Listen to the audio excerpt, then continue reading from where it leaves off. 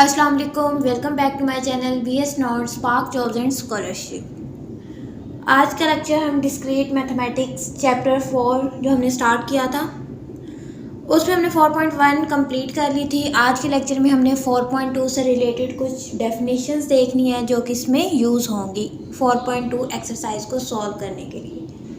तो उसमें सबसे पहले हमारे पास आता है pigeon whole principle. Pigeon whole principle हम देखते हैं कि पिजन होल प्रिंसिपल क्या है। If there are more pigeons, definition लिखते हैं, if there are more pigeons than pigeonholes,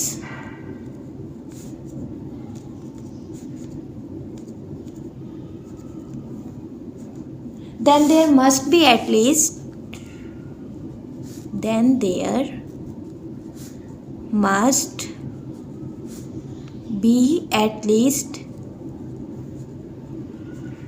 one pigeonhole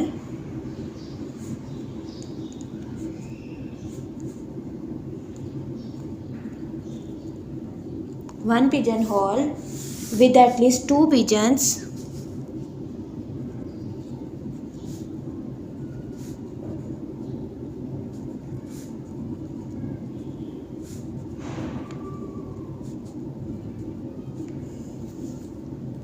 in it। तो हमारे पास पिजन होल प्रिंसिपल क्या है। If there are more pigeons than pigeonholes then there must be at least one pigeonhole with at least two pigeons in it. तो इसको हम example के through समझते हैं। अगर हमारे पास ये पिजन होल्स हैं,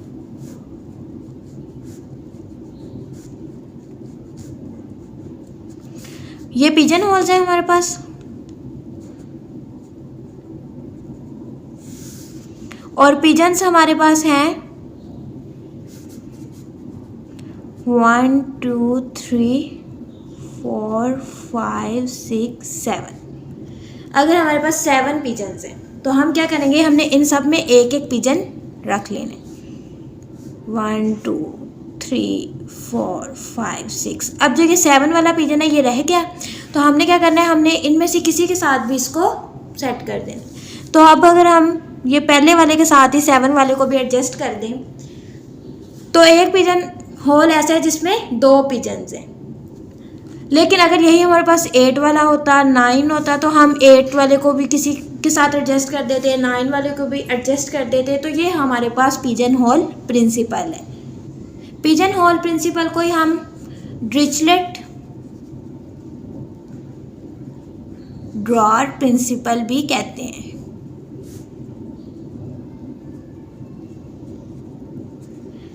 तो हमारे पास पिजन होल प्रिंसिपल ये था कि अगर हमारे पास पिजन होल्स जो हैं वो कम हो और पिजन्स जो हैं वो ज़्यादा हो, तो हमने जो पिजन्स रह जाएंगे हमने उन्हें इन्हीं होल्स में एडजस्ट करना है। तो ये हमारे पास पिजन होल प्रिंसिपल था, और दूसरा नेम इसका क्या है, डिरिचलेट ड्रॉअर प्रिंसिपल। नेक्स्ट है हमारे पास generalised pigeon whole principle. Generalised pigeon whole principle की डेफिनेशन क्या है।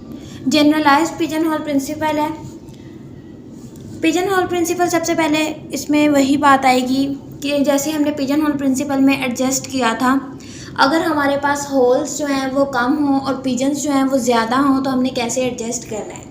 हमने जो रह जाएंगे उन्हें उन्हीं होल्स में एडजस्ट कर देना है। तो पिजन होल प्रिंसिपल की जो जनरलाइज्ड फॉर्म है वो है, there must be more than 2 objects in at least one of the boxes. तो अगर जैसे हमने यहाँ पे देखा था कि अगर यही हमारे पास 7 8 9 10 हो जाए तो हमने इनको भी इधर ही एडजस्ट करना है। हम 6 तक यहाँ पे एडजस्ट कर लिया, 7 को इसमें एडजस्ट कर देंगे, 8 को इसमें, 9 को इसमें, 10 में इसमें। तो अगर यहाँ पे हमारे पास 20 तक भी चले जाएंगे ना, तो हम इनमें ये नहीं कि हमें जस्ट 2 ही एडजस्ट करने हैं, हम इनमें 3 भी कर सकते हैं, 3 इसमें, 3 इसमें, 3 इसमें। लेकिन हमारे पास जितना दिया होगा हमने उसी लिहाज से इसमें एडजस्ट कर देना है। जितने होल्स होंगे उनमें उतने पिजन्स एडजस्ट करने हैं। तो बेशक आप इसमें 2 एडजस्ट कर लें, 3 एडजस्ट कर लें। तो ये हमारे पास पिजन होल प्रिंसिपल था, और इसका जनरलाइज्ड पिजन होल प्रिंसिपल भी हमने देख लिया। ये जनरलाइज्ड पिजन होल प्रिंसिपल की डेफिनेशन थी। नेक्स्ट हम देखते हैं recurrence relations.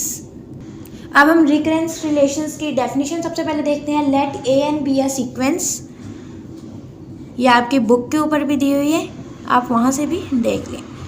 Late a and B a sequence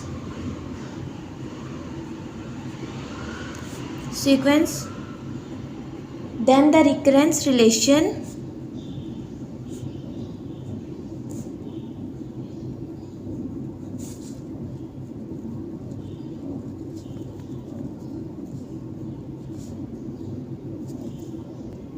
तो ये हमारे पास डेफिनेशन है।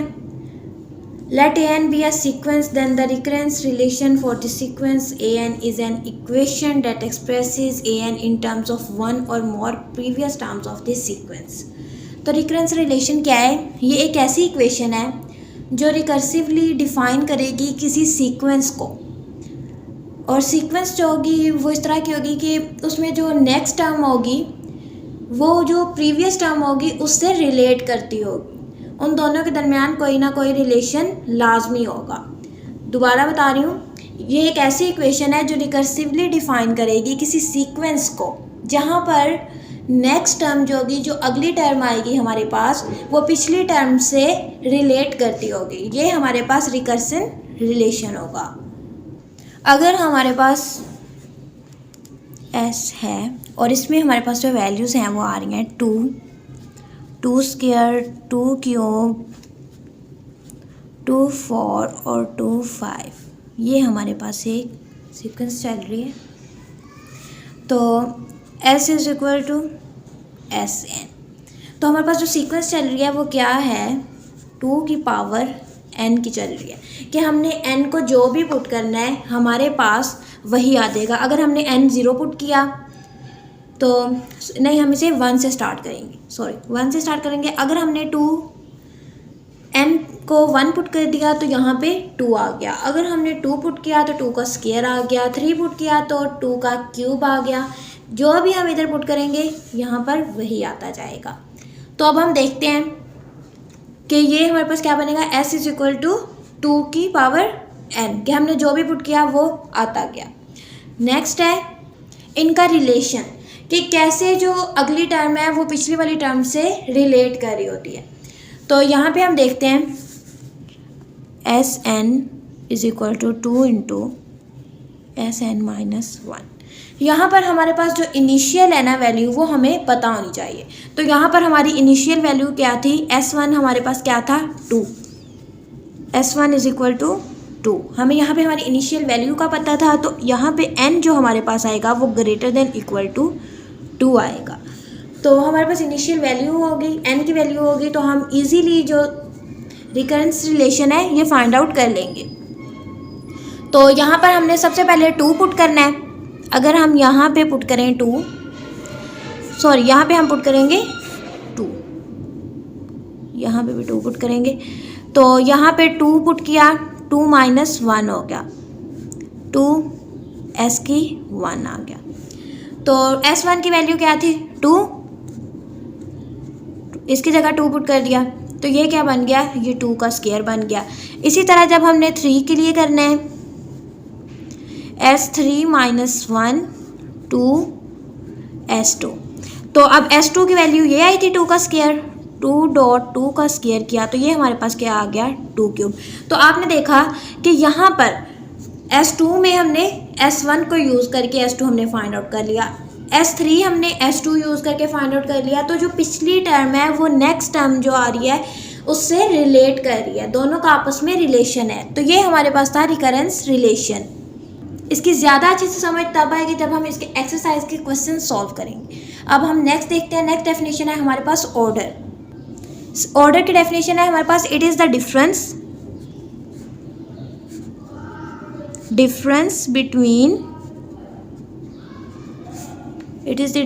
between the highest and lowest subscript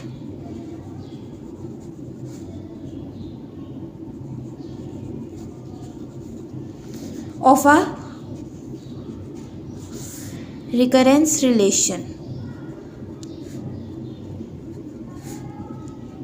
recurrence relation की जो इक्वेशन हमारे पास आती है, जो हमारे पास एक सीक्वेंस आ रही होती है, उसका ऑर्डर क्या होता है। तो हमने ऑर्डर के लिए हमने क्या करना है, फॉर एग्जांपल ऑर्डर हमने जो उसका हाईएस्ट और लोएस्ट सब्सक्रिप्ट है ना हमारे पास, उन दोनों का डिफरेंस लेना है, उन दोनों को माइनस करना है, तो हमारे पास उसका ऑर्डर आ जाएगा। फॉर एग्जांपल देखते हैं। अगर हमारे पास इक्वेशन कुछ इस तरीके से दी हुई है 2an + 5an - 1 = 5। तो अब हमें कहा गया कि इसका ऑर्डर फाइंड आउट करें इस इक्वेशन का। तो हमने क्या करना है, हमने n - n - 1 कर देना है। हमने हाईएस्ट सब्सक्रिप्ट और लोवेस्ट सब्सक्रिप्ट को हमने माइनस कर देना है। तो ये हमारे पास क्या आएगा, n - n + 1, ये कैंसिल होकर हमारे पास ऑर्डर क्या आ जाएगा, 1। तो ऑर्डर क्या आया इस इक्वेशन का, हमारे पास 1। अगर हमारे पास एक और एग्जांपल देखते हैं, अगर इस तरीके से दिया हो 5an + 12an - 1 + 7an - 2 = 5। तो अब यहाँ पे हमने क्या करना है, यहाँ पर हमने जो डिफरेंस लेना है वो n और n - 2 का लेंगे, हाईएस्ट और लोवेस्ट सब्सक्रिप्ट का लेना है हमने डिफरेंस।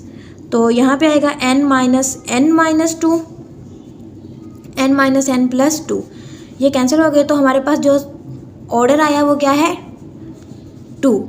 इस इक्वेशन का ऑर्डर क्या है हमारे पास, 2। नेक्स्ट है हमारे पास degree of recurrence relation. Degree क्या है, it is defined as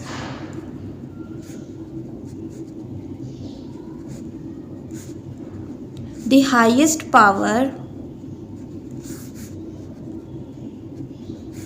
of an। जो हाईएस्ट पावर आएगी हमारे पास वो क्या होगी, डिग्री होगी।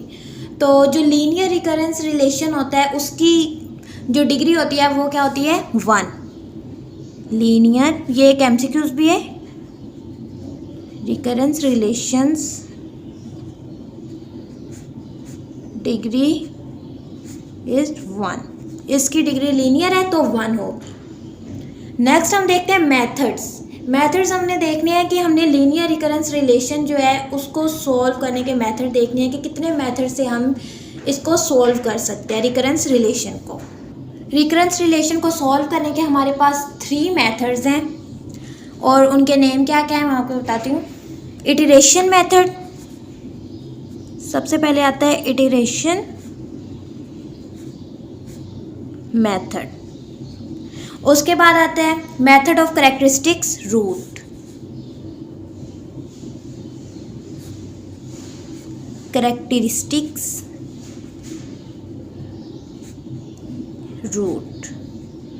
उसके बाद आता है हमारे पास जनरेटिंग फंक्शन।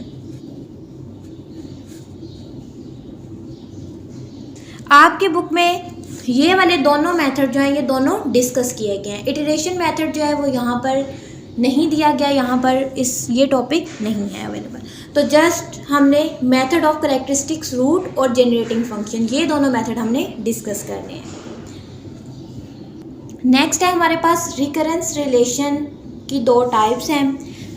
जो लीनियर रिकरेंस रिलेशन है, लीनियर रिकरेंस रिलेशन, इसकी हमारे पास है 2 टाइप्स। एक है होमोजीनियस और दूसरी है हमारे पास नॉन होमोजीनियस। जो होमोजीनियस है, जब हमने इसमें n पुट करना है फंक्शन में, जब n पुट करेंगे तो ये 0 हो जाएगा, और जब ये वाला है तो ये नॉट इक्वल टू 0। नेक्स्ट हम देखते हैं मेथड सॉल्व करने के, कि हमने रिकरेंस रिलेशन को सॉल्व कैसे करना है, कैसे इसके क्वेश्चंस हमने सॉल्व करने हैं। तो सबसे पहले हमने डिस्कस करना है characteristics root method recurrence relation को सॉल्व करने के लिए। इसके स्टेप्स हम डिस्कस करते हैं। इसमें हमने सबसे पहले क्या करना है, पुट an = Rn। हमने जो हमारे पास इक्वेशन दी होगी उसको r की फॉर्म में ले जाना है। अगर हमारे पास ए एन दिया है तो हमने आर एन कर देना है। अगर हमारे पास दिया है ए एन -1 तो हमने आर एन -1 कर देना है। अगर हमारे पास दिया है ए एन -2 तो हमने क्या करना है, आर एन -2। इस तरीके से हमने सबसे पहले इक्वेशन को करना है, आर की फॉर्म में इसे ले जाना है। सेकेंड स्टेप हमारे पास क्या होगा, सेकेंड स्टेप में हमने ये जो इक्वेशन है इसको, इसके रूट्स जो हैं वो फाइंड आउट करने हैं। Find an equation in terms of r, this is called the characteristic equation. तो जो इक्वेशन हमें दी होगी उसे हमने आर की फॉर्म में कन्वर्ट कर देना है, फिर हमने उसके रूट्स फाइंड आउट करने हैं। तो जो वो इक्वेशन होगी जिसे हम आर में लेके जाएंगे वो हमारी या तो कैरेक्टरिस्टिक इक्वेशन हम उसे कहेंगे, या वो हमारी होगी ऑक्सिलरी इक्वेशन। क्या होगा, ऑक्सिलरी इक्वेशन, उसका दूसरा नेम होगा हमारे पास ऑक्सिलरी इक्वेशन। तो ये 2 स्टेप्स हो गए जिसमें हमने सबसे पहले ए एन को आर एन के इक्वल किया, फिर उस इक्वेशन को आर के फॉर्म में करके तो वो क्या होगी हमारे पास, उसको हम कहेंगे या तो वो हमारी कैरेक्टरिस्टिक इक्वेशन है या ऑक्सिलरी इक्वेशन है। थर्ड स्टेप हमारे पास क्या होगा, थर्ड स्टेप में जो हम इक्वेशन आर के फॉर्म में लेके जाएंगे उसको हम सिंप्लीफाई करेंगे। उसको सिंप्लीफाई करके हम उसमें से अपने रूट्स जो हैं वो फाइंड आउट कर लेंगे। रूट्स फाइंड आउट करने के बाद हम कैरेक्टरिस्टिक रूट्स जो हैं वो हमारे पास, फॉर एग्जांपल अगर हमारे पास कैरेक्टरिस्टिक्स रूट्स कुछ इस तरीके से आ गए हैं R1, R2, R3, तो हमें इसे कैसे लिखना है। फॉर एग्जांपल हमारे पास रूट्स आ चुके हैं, अब हम इन रूट्स को कैसे लिखेंगे। तो इनको लिखने का मेथड है हमारे पास, हमने क्या करना है, सबसे पहले an इज़ इक्वल टू हमने b1 लेना है और साथ r1 लेना है और r1 की पावर n आ जाएगी। फिर हमने क्या लेना है, b2 लेना है और यहाँ से दूसरा रूट लेना है r2 और इसकी पावर क्या आ जाएगी, n।